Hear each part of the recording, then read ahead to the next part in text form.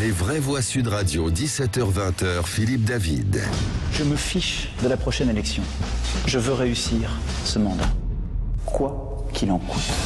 Serez-vous candidat à la prochaine élection présidentielle? Et là, je vais vous dire. Que le président de la République soit candidat, évidemment, il en a la liberté, mais je crois que l'honnêteté serait de le dire. De toute façon, personne n'est dupe. Emmanuel Macron est candidat. Il est candidat. Je serai candidat pour un second mandat. Sud Radio, les vraies voix. Le débat est ouvert. Le président de la République sera ce soir à partir de 21h pour une interview d'une durée de 2 heures sur LCI et TF1.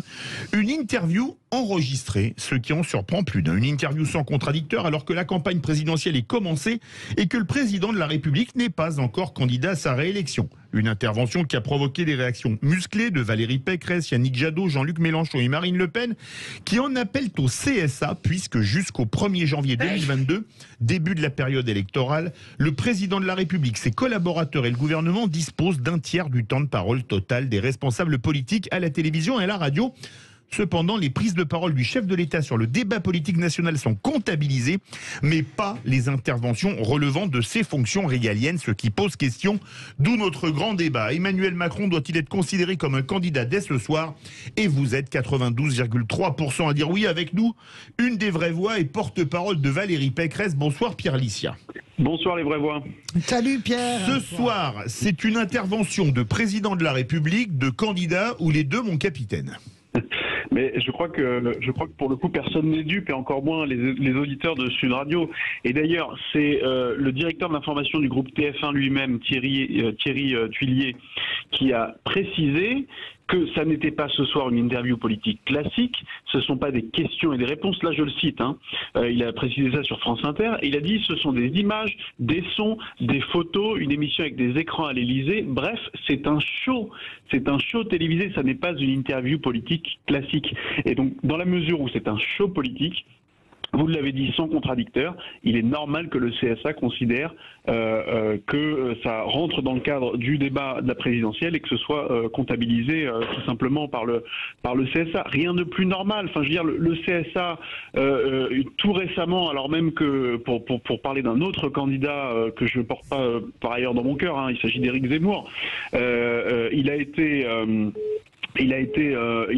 son temps de parole sur CNews a été décompté, alors qu'il était candidat non déclaré, qu'il était candidat putatif. Il y a la patronne qui t'appelle, Pierre, non? De l'appel. Vous avez raison. Donc voilà, vous avez compris le sens de mon propos, quoi qu'il en soit, il est évidemment candidat. Philippe Bilger. Mon cher Pierre, est-ce que lorsque j'entends Alain Minc dire que ça manque de fair-play médiatique, mais que c'est la conséquence de la monarchie régalienne, est-ce que vous ne trouvez pas que nous sommes finalement trop résignés en prenant l'exemple des présidents antérieurs dont on dit qu'ils ont tous fait la même chose? Je trouve qu'il y a très peu d'indignation en définitive. Mais cher Philippe, effectivement, on parle souvent des interventions télévisées de Nicolas Sarkozy avant qu'il soit candidat en 2012. Mais à ce moment-là, le CSA avait décompté son temps de parole. Il avait décompté le temps de parole du président Sarkozy pour des interventions, je cite, qui contribuent à dresser un bilan. Or, c'est précisément exactement ce que va faire Emmanuel Macron ce soir. Donc moi, je veux bien qu'il y ait des règles qui soient fixées par le CSA, on n'aime pas, mais il faut qu'à un moment, ces règles elles soient appliquées à tous, à tout le monde et à tous les candidats. C'est une question d'égalité de traitement. Françoise Degois.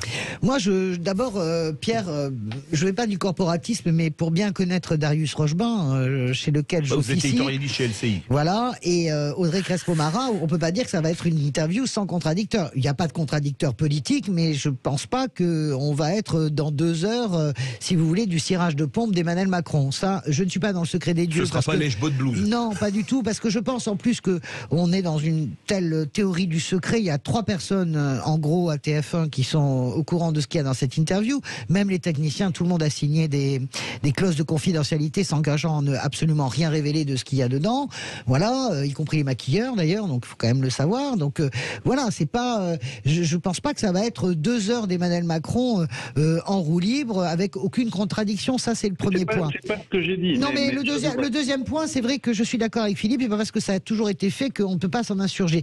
Plus généralement, il va bien falloir qu'à un moment donné, on assainisse notre démocratie, qu'on sache exactement comment on fonctionne avec le président de la République. Est-ce qu'il n'est pas temps d'ouvrir ce grand débat de quand est-ce qu'on est président, quand est-ce qu'on est candidat? Moi, j'ai vu sous d'autres cieux, et c'est la gauche, Lionel Jospin changer ostensiblement de voiture quand il était Premier ministre et qu'il était en campagne pour la présidentielle. Il nous amenait tous les journalistes, à l'époque j'étais à France Inter, pour qu'on le voit bien changer de voiture, ne pas prendre la voiture de Matignon pour partir faire la campagne. Tout ça est d'une complexité terrible. Il faudrait clarifier, simplifier. Est-ce que vous n'êtes pas d'accord là-dessus? Il faut changer ce statut de monarque républicain qui est le président de la République, vraiment, Pierre. Je pense qu'il faut vraiment qu'on en termine avec ça. Pierre Licia. Honnêtement, je n'ai rien contre le fait que le président de la République exerce son mandat jusqu'au bout. Il a été élu pour 5 ans, c'est normal qu'il soit président jusqu'au bout. Mais là, on parle pas de ça,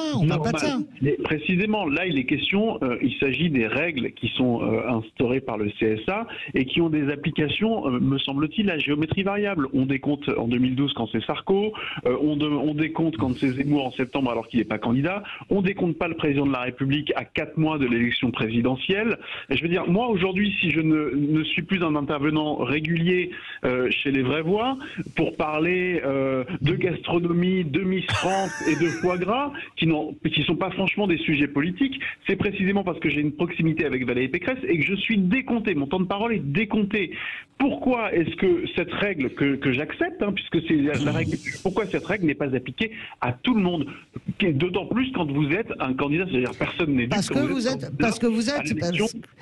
vous êtes justement dans un régime de monarchie républicaine qui s'appelle la 5e et qui permet à tout président, et Nicolas Sarkozy l'a utilisé, et je vous parle même pas de François Mitterrand, un mois de la présidentielle, voilà, il va chez Paul Amar, il dit oui, je le crois que je suis candidat. Donc, je veux dire, vous comprenez bien que on a un problème avec le statut même du président, Pierre. Je sais bien que vous n'êtes pas un adepte. Ah si, moi je pense qu'il faut changer de République. Non, je pense qu'il y a une immense hypocrisie dans ces règles de décompte de temps de parole. Dire, on en fait tous les jours le constat.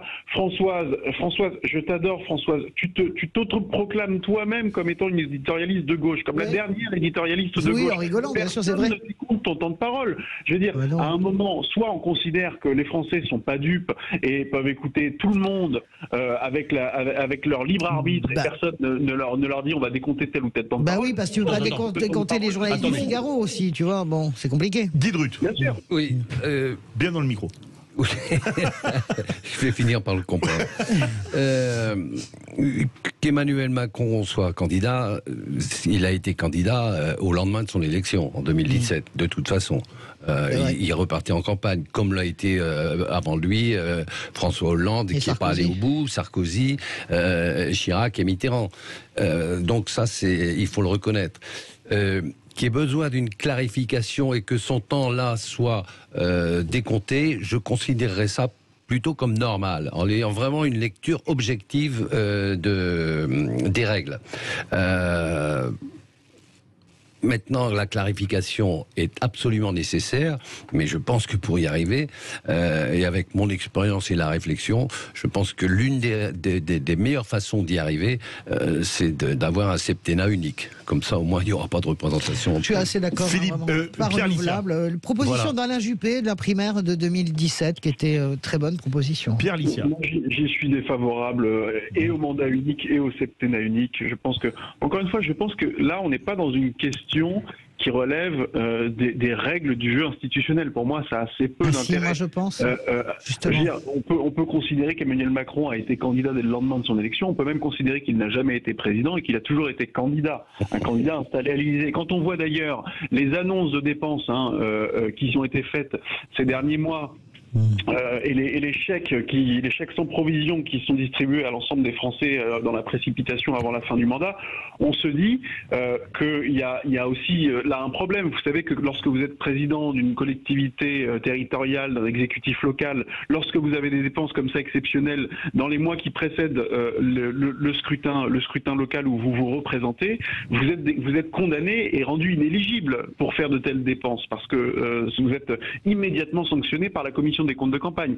Ça n'est pas le cas avec le président de la République. Ben voilà, donc ça veut dire qu'on a un problème de statut du président de la République, Pierre. Je sais que vous voulez pas l'admettre, mais la réalité, c'est que tout cela procède du même abcès, je trouve, qui est véritablement maintenant le statut quasiment monarchique du président de la République. Il peut tout faire, s'inviter dans les médias. C'est pas simplement Emmanuel Macron, il le pousse au paroxysme parce qu'en plus c'est sa nature de le pousser dans cette verticalité-là. Mais la réalité, elle est là. Mais vive la sobriété façon Europe du Nord. Françoise, si le CSA disait ok, les 2 heures de ce soir sont décomptées, si les candidats, on remettra ce décompte de temps de parole à son crédit de candidat, et puis c'est ainsi, ça satisfera tout le monde. Le problème, c'est qu'aujourd'hui c'est pas le cas, c'est une décision qui revient au CSA. Le gouvernement réussit à faire. Je pense que le CSA attend de voir l'émission de ce soir. C'est normal, le CSA attend de voir l'émission de ce soir. Voilà, le CSA va être logique jusqu'au bout. Mais bien, espérons-le. Mais Pierre, est-ce qu'on n'a pas, je vais faire du Mélenchon, ça va faire plaisir à Françoise, des pudeurs de gazelle, puisque Sarkozy et Chirac, à l'époque, ont fait grosso modo la même chose, non? Bien sûr. Mais c'est ce que je vous disais, quand Sarkozy a fait la même chose, le CSA a décompté ses prises de parole, il a décompté son temps de parole, quand bien même il n'était pas encore déclaré candidat à sa réélection. Non mais donc, je pense qu'il ne faut pas préjuger c'est que le CSA fasse la même chose pour une interview qui par ailleurs n'est pas une interview, c'est la direction de TF1 qui l'a expliqué, n'est pas une interview classique, ça n'est pas une interview politique du président de la République sur les sujets régaliens qui rendrait compte de son bilan ou que sais-je, c'est une mise en scène, en tout cas ça a été annoncé tel quel, une mise en scène, c'est un show télévisé autour du président de la République pour travailler son image plus que son action ou son bilan, pour travailler son image. Voilà, on va revenir sur ces années de mandat, sur ses états d'âme quant aux gilets jaunes, quant à l'affaire Benalla, etc., etc. On n'est pas sur une prise de parole présidentielle dans le cadre d'un exercice régalien. On est sur un exercice purement politicienne, et le président de la République a le droit, encore une fois, je ne dis pas qu'il n'a pas le droit, il a le droit, sauf qu'à un moment, il faut que les règles qui sont appliquées à tous les autres candidats, comme lui, putatifs ou déclarés, comme ça a été le cas pour Éric Zemmour, que ces règles-là puissent être appliquées aussi au président de la République. C'est aussi simple que ça, c'est une question d'égalité de traitement des candidats et de traitement équitable des candidats. Non, mais Pierre Lissière, bien sûr, mais je comprends très bien la stratégie que vous appliquez parfaitement bien, excellent porte-parole que vous êtes, de taper... lèche-botte blues, ça y va aussi, non, mais parce que vous m'accusez de lécher les bottes, Pierre Lissière qui est une vraie voix, c'est... Voilà. Oui, mais alors, je sais que c'est un vrai compliment. Ben, c'est un vrai compliment, voilà. Mais bon, un marteau, un clou, et vous tapez parce que, évidemment, que on peut pas préjuger de ce que va dire le CSA, mais il paraît évident que le CSA, avec la pression qu'il a, et le CSA attend de voir, je pense, l'émission pour décider si on reverse ou pas autant de paroles. Si elle est comme... Non, mais si... Le CSA va agir ou non sous la pression politique. C'est pas le problème de la pression. Le CSA va agir en fonction de ce qu'il va voir de l'émission. Ça me paraît complètement évident. Si elle est comme Thierry Tullier dit qu'elle est, évidemment, nous sommes plutôt dans une émission de propagande. Je rappelle que le terme propagande est un terme qui a été dévoyé, mais c'est un terme légal. C'est la propagande. Veut réagir. Oui, simplement, Françoise a tout à fait raison quand elle appelle une vraie clarification, notamment une clarification des règles. Mais ensuite, faut-il les respecter, les règles? Et c'est là où est le problème, justement, en ce moment. Vous êtes d'accord avec Françoise et avec Guy Drut, Pierre Lissière? Pardon? Vous êtes d'accord avec Françoise Degois, avec Guy Drut, Pierre Lissière? Ils ne sont pas du même bord, mais ils sont assez d'accord. Alors, ça veut vraiment tout dire. Je suis évidemment d'accord pour le fait de dire qu'il faut des règles et encore faut-il savoir les respecter. Mais dès lors que le CSA, avec le temps, on se rend compte qu'il est devenu non pas un organisme absolument d'une impartialité totale dans son traitement des choses, et qu'il devient une organisation, une instance un tout petit peu plus politique, c'est normal qu'il ne puisse plus être arbitre de ces règles-là qui sont édictées, qui le sont pour tous. Je vais vous faire un commentaire sur Twitter, ça vote beaucoup, qui va vous faire plaisir, je pense. Pierre Licia, c'est Jaspod qui écrit « Oui, c'est un candidat depuis longtemps, par contre, il devient de plus en plus un candidat potentiellement perdant ». Qu'est-ce que vous en pensez, tiens, Françoise Degois et Pierre Licia? Je pense qu'il ne faut pas prendre je ne sais pas ce que dira Philippe Bilger, je pense qu'il ne faut pas prendre les Français pour des andouilles. Et les Messi pour des lanternes. Voilà, et puis les enfants du Beaulieu pour des canards sauvages, etc. On peut tout passer. On est lyrique. Non, sérieux, je crois que les gens sont tout à fait capables. Je pense que ça va être une grosse audience, cette émission, mais je pense qu'on ne va pas regarder parce qu'on aime forcément Emmanuel Macron. Je pense que les gens sont tout à fait intelligents et matures et ne tombent pas et ne sont jamais tombés d'ailleurs dans ce genre de piège. Il faut les laisser tranquillement juger eux-mêmes de la matière. Voilà, c'est ce que je crois. Moi, je crois vraiment dans l'intelligence des Français. Franchement, on est le peuple le plus politique du monde. Allez-y. Je suis entièrement d'accord avec toi. Il n'y a pas de sujet. Je reproche pas au président de la République de faire une émission de télévision. Je dis simplement que dans la mesure où le président de la République, qui est candidat putatif, fait une émission dans le cadre de sa future campagne avec des élections qui ont lieu dans 4 mois, c'est normal que l'ensemble des candidats derrière puissent revendiquer d'avoir 2 heures supplémentaires au compteur de leur temps de parole. C'est normal. Chacun regarde cette émission et chacun se fera son propre avis, bien heureusement. Mais simplement, on ne peut pas après derrière nous interdire de prendre la parole alors que le président le fait allègrement. Philippe Bilger, très court. Très court. De la même manière qu'une certaine classe politique ne prend pas assez au sérieux cette immixtion ostentatoire d'un candidat derrière le président, je suis moins optimiste que Françoise sur le fait qu'il y aurait une conscience civique telle que les gens en France seraient indignés par ce qui se passe. Je crains que ce ne soit pas le cas. Je ne pense pas du tout, c'est pas ce que j'ai dit, je ne crois pas du tout que les gens soient indignés, je crois que les gens vont regarder en masse, mais massivement, et vous savez, c'est un coup près, aller à la télévision si on n'a pas grand-chose à dire, c'est aussi un coup près que de vouloir saturer l'espace médiatique pendant 2 heures. Attention, dis que les gens sont des formidables experts de la vie politique. Pierre Licia, le mot de la fin, très très court. L'espace médiatique, Emmanuel Macron, il le sature déjà depuis 6 mois. Je suis pas persuadé qu'il a à chaque fois des choses nouvelles à dire. Voilà, et d'ailleurs, ça dénote, à mon avis, à mon sens, un tout petit peu de fébrilité de sa part. Il voit que Valérie Pécresse est partie dans le jeu politique comme dans un jeu de chamboule-tout, et que finalement son duel rêvé avec un candidat de l'extrême droite, que ce soit Éric Zemmour ou Marine Le Pen, n'est plus aussi évident que ça. Et donc il essaye de saturer les ondes. Mais encore une fois, il faut des garde-fous. Guy Drut, un mot très court. Oui, ça me rappelle Chirac. Quand on n'a rien à dire, vaut mieux fermer sa gueule. Merci beaucoup Pierre Licia, porte-parole de Valérie Pécresse. Verdict sur Twitter. C'est une vraie voix. Une vraie voix. Emmanuel Macron doit-il être considéré comme un candidat dès ce soir? Vous êtes 92,6% à dire oui. On fait les Pères Noël, les vraies voix? Eh ben c'est parti. Joyeux Noël avec Sud Radio. Ce mercredi 15 décembre, pour gagner, il fallait être une femme et il fallait être originaire de la Gironde, puisqu'après Caroline de Bordeaux, c'est Patricia de Saint-Loubès. Bonsoir Patricia. Patricia? Patricia? Oui, je suis là. Eh bien écoutez, vous avez été la 13e à appeler le 0826 300 300. Vous pouvez remercier Guy Drut, il aurait fait un record du monde du 110 mètres haies en 12 secondes, vous n'auriez pas gagné. Mais grâce à lui, là, vous avez gagné. Mais vous aviez prévu. Et ben pour Patricia, vous avez bien fait de vous arrêter à 13. Vous voulez savoir ce que vous avez gagné, ma chère Patricia? Oui, ça m'intéresse quand même. Eh ben c'est parti. Joyeux Noël. Voici votre cadeau. Ça fait peur. Ça fait peur. Ma chère Patricia, les gens du Sud-Ouest aiment la bonne chère. Est-ce que vous aimez les chocolats? Ah oui, j'adore ça.